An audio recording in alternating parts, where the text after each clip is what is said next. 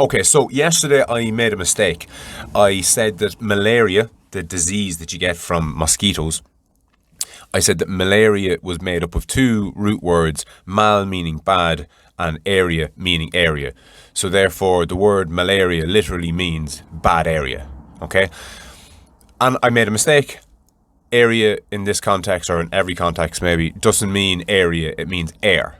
Okay, so malaria isn't bad area, it's bad air. So before there was a theory of germs and disease and all that jazz, places where the disease that we now know as malaria, where that was prevalent, people who weren't from that area knew that area as bad air because there was a lot of people dying and getting sick in it, and they put it down to the air. Okay, now in the blurb that accompanies all the podcasts, I mentioned at the very start, I said, basically, warning, I made a bit of a mistake here. I said bad area instead of bad air, and I kind of covered myself a little. But why am I fucking waffling about something that I've already kind of covered?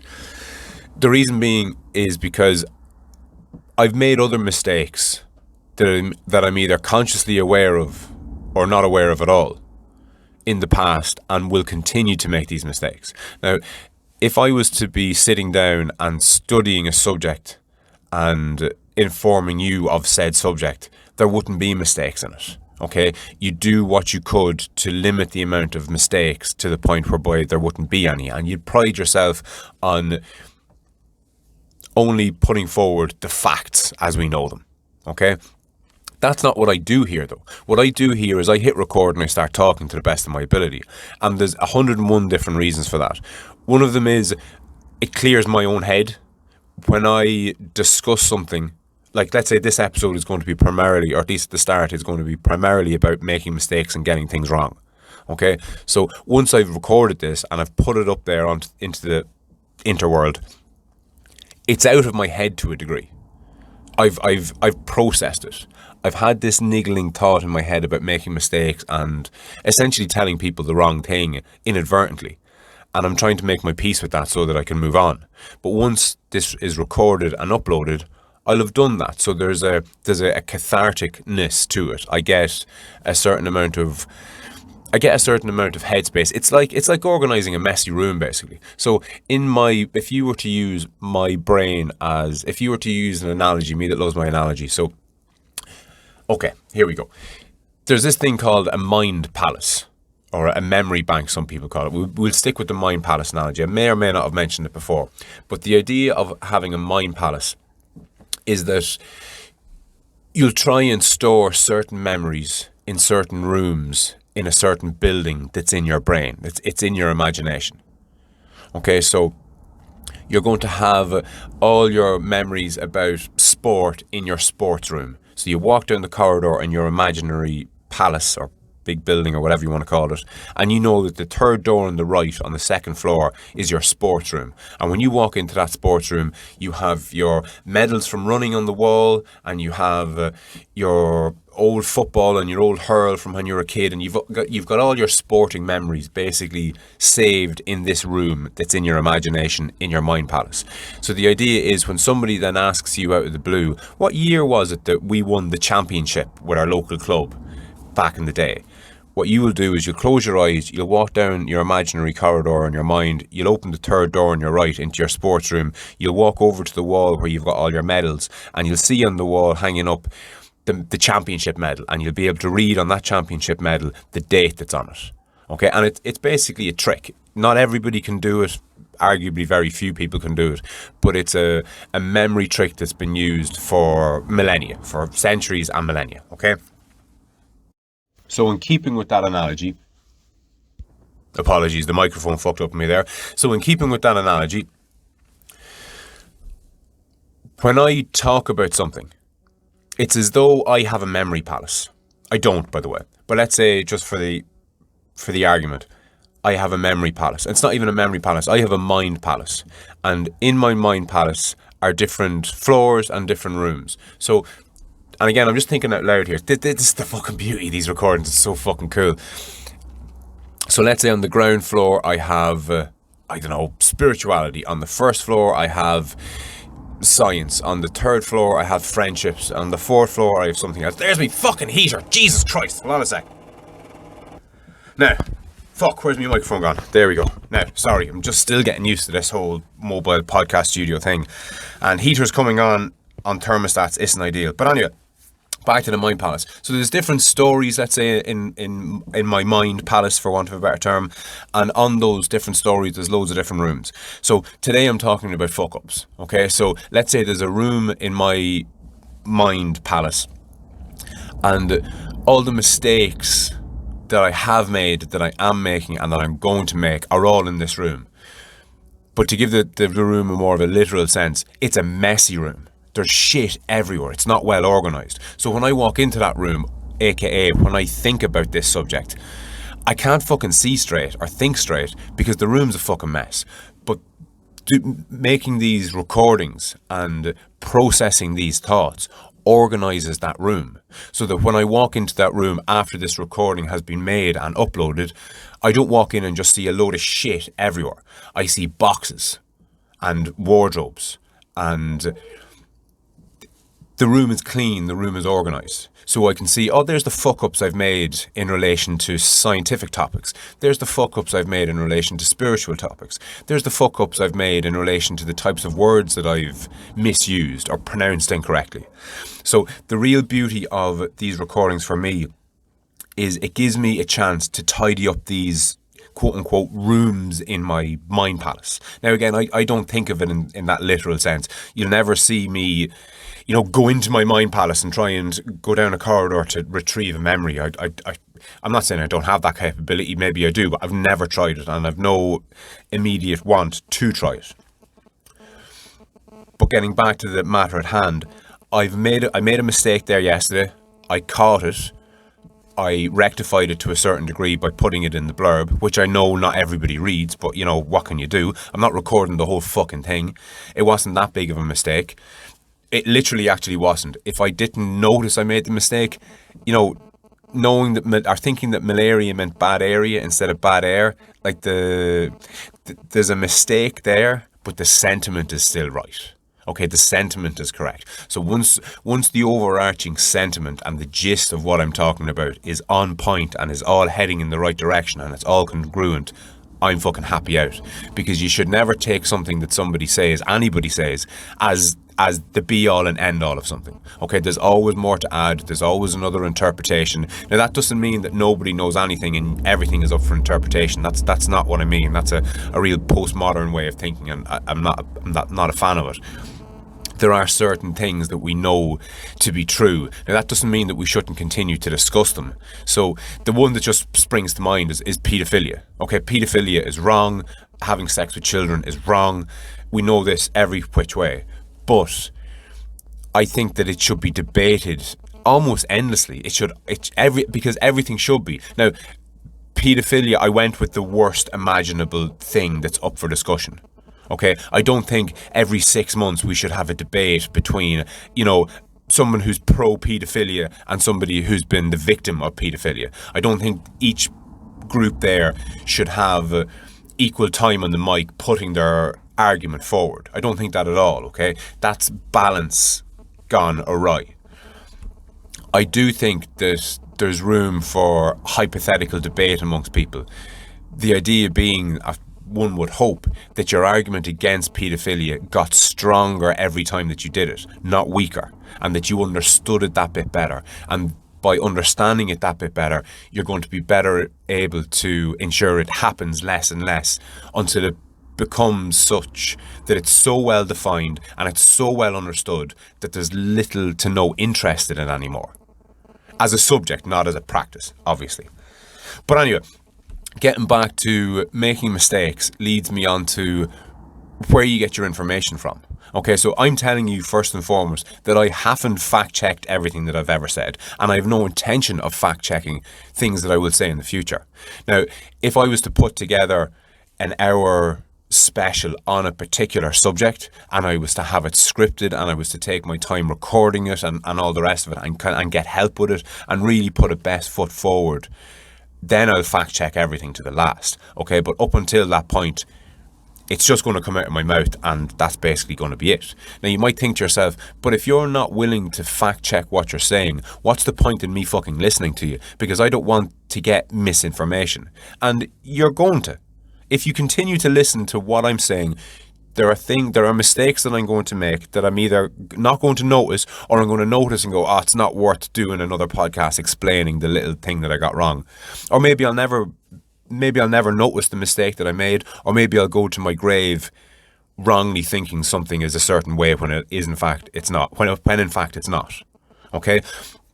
Which opens up a wider conversation of where do we get our information from, who do we get our information from, and why do we get our information from? And further on from that, you could ask, the person that's giving me this information, why are they giving me this information? Is it in this person's interest for me to think a certain way, whether it be true or false? What's the motivation behind the person that I'm listening to? What's their overarching narrative? What's their goal? What's their not purpose? What's their agenda? That's one thing you should always ask if you're listening to somebody. What's this person's agenda? Now, I'd like to think that I've made my personal agenda as clear as I can for myself. I think I've made it as clear as I can to myself, and I think I've tried to develop it as this whole off the lead thing progresses. And I think I've mentioned time and time again, never to pay too close attention to any one thing that I say, and to just try and stick with the overarching narrative. Okay? Now, the difference between me doing that and somebody else that has a public profile or public presence, or is an influencer, or is a news anchor, or is part of an organization, especially if somebody's part of an organization. So you might like somebody. So let's say me, for example, let's say you like listening to me and you like the whole off the lead thing and you think it's great, happy days. But then I get a job with CNN and I'm a news anchor. All of a sudden, I'm not what I used to be. I'm who I used to be. I'm still the same person. But the Franno McKeown that started the Off the Lead and did it up until this point wouldn't dream of taking a job with fucking CNN or any other fucking news organisation for that matter. Not for any amount of money. And I can say that's hand on heart. Now, that's a privileged position that I'm in, that I can say that. I can put my hand on my heart and say that if RTE offered me a job as a news broadcaster in the morning for 150 grand a year or 250 grand a year, I wouldn't take it. Now, the privilege in that position is because I'm kind of, I was going to say wealthy enough, but that kind of leaves you with the impression that I'm rich. I'm not rich by rich people's standards, but I'm fucking mega rich, super rich, incredibly, inexplicably rich in comparison to somebody who's fuck all. Okay, in comparison to a genuine poor person, I'm fucking balling. I'm fucking loaded. Now, that doesn't mean that I'm rich per se, but I'm certainly fucking, like, I don't worry about bills. I don't worry about, where my meals are going to come from. I don't worry about job security. And I know how horrible all those worries are because I've had them. Okay, I didn't grow up with the fucking privilege that I have now. Okay, the privilege that I have now is hard fucking earned. And that's, I don't mean to say that anybody who's poor can, have the privilege I have if they work hard enough. It's not as simple as that, nor fucking near it. For a start, I didn't grow up with a lot of money, but I grew up with a lot of love. And that goes a very, very long way. Both of my parents told me from as young as an age as I can remember that I could do anything. Okay? Now, that doesn't make it so. Saying doesn't make it so. But drilling that into a kid, like a kid that has nothing but love around them all its life and is constantly reminded that they can do anything, that's an unstoppable adult. That's what that results in, okay? So you could be born just as relatively poor as I was born. And we weren't poor. I mean, we never missed a meal. But, we weren't going on holidays. All our clothes were fucking hand-me-downs.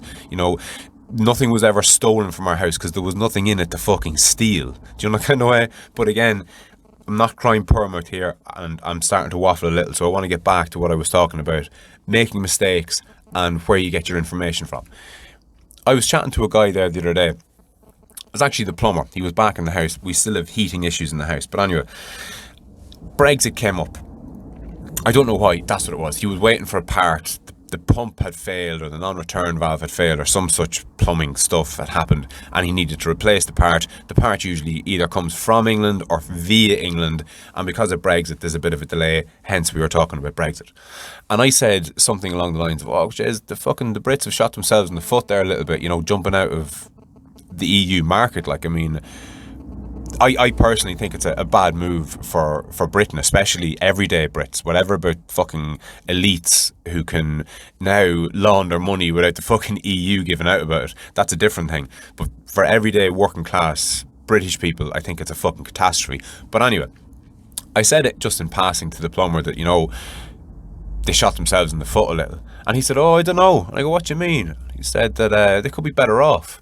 And I was like, well, why would they be better off? And I was like, well, now they're not trading with the EU, they can trade, with America and South America and all over the world.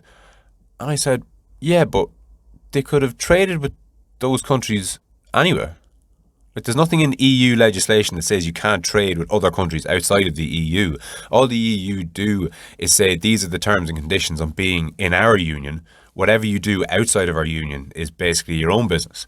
And he said, oh, I don't know. And we didn't get into the details of it. But then he went one step further and he said, I hope the Irish follow them. And I was like, whoa. I was like, what makes you say that? And he said, oh, well, I think we'd be in control of our own laws a little bit more instead of Brussels making all the rules. And he kind of caught me on the hop because I wasn't expecting him to say it, and I certainly didn't have a ready rebuttal to what he had said. And I was like, oh, look, fuck, maybe you're right, maybe you're wrong, I don't know. And the conversation moved on. But I've been thinking about it since. What laws does he think are imposed on us by the EU that he doesn't want or wouldn't? What are the laws that he would be glad he doesn't have to abide by if we left the European Union? I mean, he's a plumber, so presumably there's EU legislation that says that all plumbing work has to be grounded, so that if electricity hits one pipe somewhere for whatever reason, it doesn't run through all your radiators and electrocute some fucking child who's taken something off the radiator that's been drying. Do you know that kind of way? Is that the type of legislation that he doesn't like? Is it health and safety stuff? Is it fishing quotas? Do the EU impose laws on us that say you can't overfish your own waters and decimate the fishing population to the point whereby you eradicate all the fish in a given area? Now again, he's not here to defend himself, and I don't want to fucking hammer home the point too much because I'm not that well versed on it myself. But the point being is, the next time that I'm talking to him, I'm going to ask him, remember you were saying about Ireland not making their own laws? What laws is it that you think we're not making? Because I would have a suspicion that he either reads the Sun or the Star or the Mirror or one of those other fucking rags, one of the tabloids, and he's been fed this notion that the EU do this and the EU do that and the EU is bad and the EU is fucking whatever else, but without actually making any effort to inform their readership or their listenership as to how and why the EU operates the way it does. It's all cloak and daggers. It's all, oh, look at this. Here's more of the same from the EU. Another law that they've imposed. And they pick, like, let's say if the EU have made 1,000 laws, they pick one of them that's a bit dodgy and hold that up as an example of how the whole thing is a load of bullshit and you needn't listen to any of it. No mention of the other 999 things that are very good about it. Now again, I'm not trying to persuade any person one way or the other, but the overarching narrative here, the sentiment here is, where do you get your information? And in relation to the tabloids, I remember learning in school that the tabloid newspapers have a reading age of, I think it's at 8 years of age, whereby something like the Independent or the Times, which I don't read either and wouldn't recommend that people read full stop, within reason. Anyway, another point. There's an adult reading age required to read these newspapers. If you're not at an adult reading standard, you're not going to understand the words that they use or how they use them. And alarm bells should be ringing there for people who only read tabloids. You're reading stuff that is intentionally dumbed down. You're reading something that has no intention of helping you get better at understanding things. You're reading something that is, its sole purpose is to deliver a narrative. Its sole purpose is to deliver this sexiness and the bloodiness of current affairs. It's the low-hanging fruit. It's the salacious headlines. It's the tits on page 3. I think that's gone now, but what's the motivation behind the publication? Whether it's, maybe you're reading something online, maybe you're reading The Liberal or The Journal or one of these kind of online new age newspapers. Do they make any effort to increase your knowledge of politics? Do they make any effort to increase your knowledge of geography, economics, finance, anything? Or is it just, look at all these people coming across the border, and look at this social welfare fraud, and look at this black fella doing this bad thing, and look at this fella coming into the country and doing whatever else? And it's all generally to evoke an emotional response. Because when you evoke an emotional response, you essentially turn on a primitive part of your brain and turn off the more human part of the brain. You get people angry. You get people turned on with sexy pictures. You get people turned off with, not even turned off. You don't want to turn people off. You want to engage people. So you want to rile people up. You want to make people angry. You want to make people sad. You want to pluck on their heartstrings. And as bad as all of that indeed is, it's so much worse when you're not aware of it. When you don't see it. When you're so deep into it that you can't see the wood from the trees. And then, so if you've been listening or reading the tabloids for God knows how many years or maybe even decades, and then you hear somebody like me talking about it in such ways, it's like, fuck you, man. Because it's pretty insulting to be told where you've been getting your information from for decades isn't worth wiping my arse with. Like, that's going to be a hard pill to swallow. But as far as I'm concerned, it's the fucking truth. I heard a really good analogy actually about being too close to something, because I've spoken a good bit before about my not knowing a lot about any given subject, but by knowing a little bit about a lot of things, I have a somewhat of a bird's eye view, or at least I like to fucking think I do. I like to have I'd like to think that I have an overarching view of a lot of different things, which makes me see the big picture as it's known. But I have a great analogy here in relation to cancer and traffic jams, believe it or not. So most cancer research that takes place these days, again, broad sweeping generalization, this is just my understanding of it. The vast majority of cancer research and medicine generally, it's all at the cellular level. Okay, cancer research, the cure for cancer will be found down a microscope. That's a good way of kind of phrasing it, okay? Because that's at the level that we're studying it. But the analogy that I heard, I can't remember where I'm getting this from, but again, the sentiment is all that matters. The analogy there in looking at the cell and trying to cure cancer, the analogy is looking at the workings of a car's engine, trying to understand the traffic jam in a city. Okay, you're too fucking close. You know, you might know all about fucking pistons and timing belts and crankshafts and exhausts and, you know, fucking fuel injectors and all that good stuff about the internal workings of the internal combustion engine. You might be very knowledgeable about the combustion engine, basically. But no matter how much you know about the workings of a car's engine, it's not going to give you the first even insight into what a traffic jam is. To understand a traffic jam, you need to zoom the fuck back out and look at the bigger picture. Holy shit, it's nearly 25 minutes. I'm in the van at the side of the house and the plan is to be here for the day. So hopefully that was the first of many today. Apologies for the mistake that I made the other day in relation to malaria. I'm sure I've made another 100 before. I'm sure I'm going to make more. But I suppose what I want to drum into you, and by you I mean me, what I want to drum into myself is there is massive utility in talking freely and being okay with the fact that you're going to make mistakes. Because if you're afraid of making mistakes, then you're afraid of progressing, you stagnate, you don't care, you lose interest, and the ball stops rolling, basically. I want to give that ball a fucking kick. Okay, I want to rev up that fucking ball, and if that means making more mistakes, so be it.